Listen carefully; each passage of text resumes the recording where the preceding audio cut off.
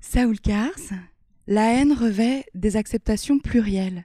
Chez Freud, comme chez Mélanie Klein, la haine puise sa source dans le déplaisir, la frustration ou la menace d'un danger. Pour Lacan, la haine indique la présence du manque. Il parle aussi d'énamoration pour éclairer la naissance de l'ambivalence. La haine soutient le sujet dans sa différenciation. La haine peut même être salvatrice chez Liliane Zilberstein. La haine peut conduire à la violence, la destruction, le meurtre. Comment définir cet affect, cette passion, circonscrire ce concept, l'envisager tant dans ses aspects psychiques, narcissiques, et aussi bien dans l'intimité du lien primaire que dans sa dimension sociale et culturelle?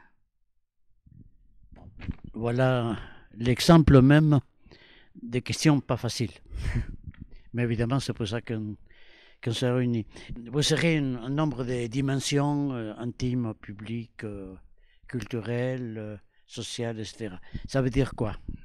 Ça veut dire au moins deux choses, me semble tout à fait importantes, et une conclusion qui va être la proposition de réponse à ce que vous posez.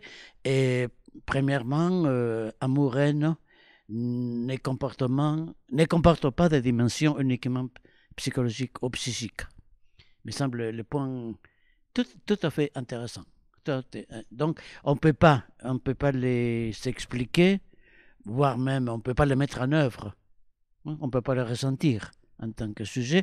On ne peut pas les ressentir sans mélanger des niveaux officiellement étanches, psychiques, sociaux, politiques, désirants ou autres. Il me semble un premier point tout à fait important. Deuxième point encore plus grave,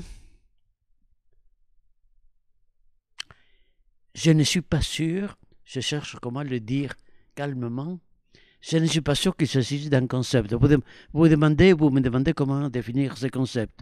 Je ne suis pas sûr que ce soit un concept, c'est-à-dire qu'il puisse recevoir une définition univoque.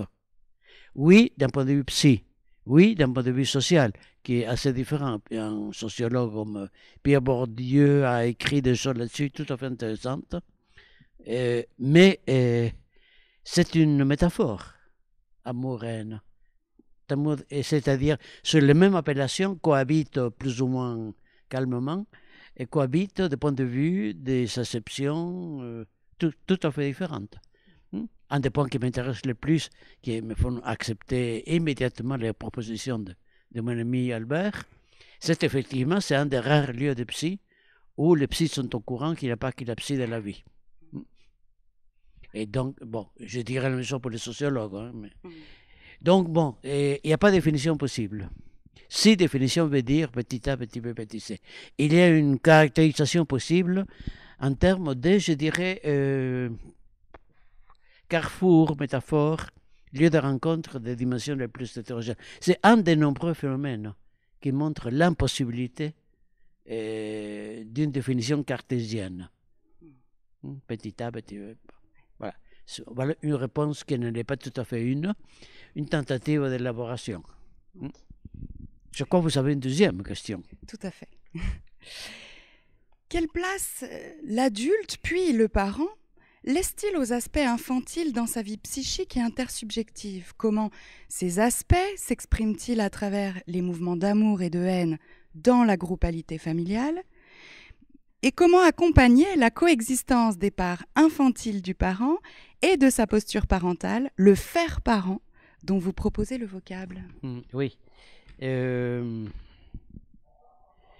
place l'adulte puis les parents laissent-ils? C'est pas la place qu'ils laissent, n'est-ce pas? C'est au sens de j'ai décidé de laisser telle autre place. Et quelle place prend? Oui, ça serait intéressant de le poser comme ça. Quelle place prend ce qu'on appelle l'adulte et ce qu'on suppose être les parents? Comment arrive-t-il? Quels arrangements parvient-il à établir avec l'infantile dont il est constitué? Plus que comment je peux disposer le micro, je peux le mettre ici ou là-bas, l'infantile non. Il n'y a pas un lieu. Il n'y a pas un lieu. Idem pour la question comment les aspects Comment accompagner la coexistence? Bon, si c'est une question clinique, je n'ai pas de réponse. Parce que la question clinique est comment moi, clinicien, c'est votre cas, je suppose, et comment moi, clinicien, j'accompagne. Pas comment je dois accompagner. Comment je dois accompagner, c'est une question de morale qui, j'avoue, ne m'intéresse absolument pas.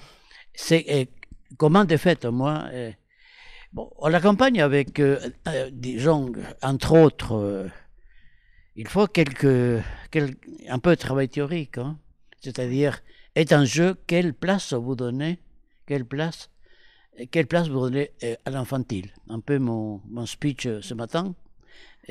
Soit l'infantile, c'est du retardataire chez les parents, de ceux qui demeurent et qui ne devraient pas, soit c'est une composante grâce à laquelle, en passant soit dit, il comprend un peu ce qui arrive à son enfant.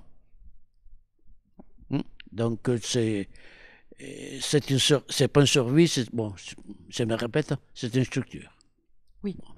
Présente, vous disiez, enfin, présente dans la groupalité familiale, mais oui, la déception des parents à l'égard de l'enfant non idéal, de l'enfant réel qui n'est pas l'enfant idéal, la déception haineuse de l'ado à l'égard des parents, la maman disant qu'est-ce que je fais pour mériter un enfant pareil?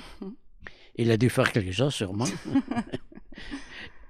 Bon, c'est-à-dire le caractère normal, banal presque de l'amour et de la haine, qui s'oppose autant qu'il se complète. Qui s'oppose autant qu'il se complète. C'est pour ça qu'il faut, pour faire une petite escapade philo, il faut une pensée dialectique. Vous voyez, c'est pas l'un ou l'autre, c'est l'un et l'autre. Les choses deviennent plus complexes et par conséquent plus réelles. Merci, j'ai une dernière question. La haine fait partie des acteurs du social qui arpentent parfois les couloirs des services. Quelle prise en compte de la haine, des haines infantiles exprimées par le patient, mais aussi par le professionnel, proposez-vous au sein du travail social? Et 3 livres là-dessus, donc je répondrai par mon éditeur. Non, bon, c'est une façon de dire. Effectivement, il arpente les couloirs des services, les bureaux aussi. Les bureaux aussi. Les visites à domicile aussi. Et beaucoup de bureaux d'élection dégoulinent de haine pour les salariés. Je sais de quoi je parle. Je ne suis pas directeur, mais bon, c'est mon public, l'analyse pratique. Bon, et l'amour, quelle prise en compte de la haine, des haines infantiles, etc. Et quelle prise en compte de la dimension infantile dans l'haine, hein, plus que l'haine infantile. Oui. Vous voyez? Dans la dimension infantile de la haine. Oui, vous avez raison de le préciser. Oui. Ah oui, les philosophes, c'est l'obsédé de la langue, hein, l'obsédé incurable de la langue. Bon, disons, ce sont des symptômes, comme on dit. Bon, à traiter comme tel, si toutefois on est d'accord sur ce que ce symptôme veut dire. Je m'explique. Dans une acception étroitement médicale, oui, pour ne pas dire hygiéniste, les symptômes témoignent de ce qui ne va pas, de ce qui fait souffrir le sujet, de ce qui dysfonctionne. C'est une dimension réelle, sauf que ce n'est pas un psy comme vous que je veux apprendre que ce qui me fait souffrir me remplit, me convient. Autrement dit, pour le dire sauvagement, pourquoi la femme battue ne quitte pas le foyer conjugal?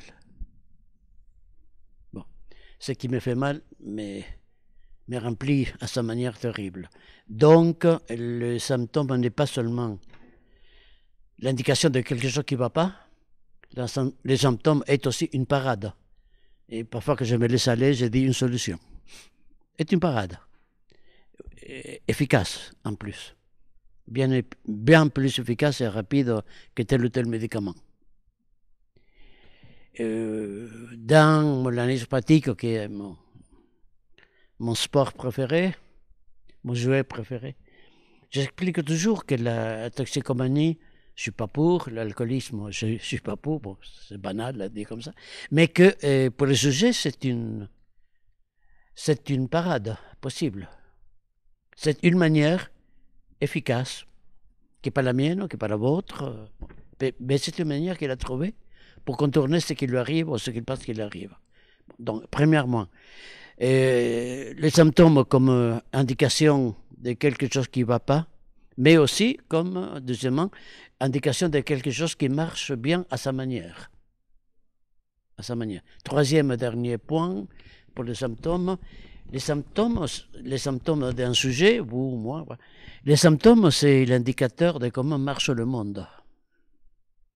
Oui, c'est-à-dire quand, à 12 ans, le petit enfant ne sait pas lire et écrire, il parle de ses symptômes, il parle de ses fidélités filiales, mais il parle aussi du fonctionnement de l'appareil scolaire, surtout pour les sociologues. Il parle de comment l'école n'apprend pas toujours. Et tous les maîtres ne savent pas apprendre à lire et écrire. Ils savent très bien désapprendre. Voilà quelques idées bizarres, utilisables pourtant, avec l'ambition qui est la mienne, surtout pas d'encourager ou décourager les praticiens, mais de rendre les pratiques aussi robustes que possible. Pour ça, il faut payer de sa personne, renoncer à quelques mirages.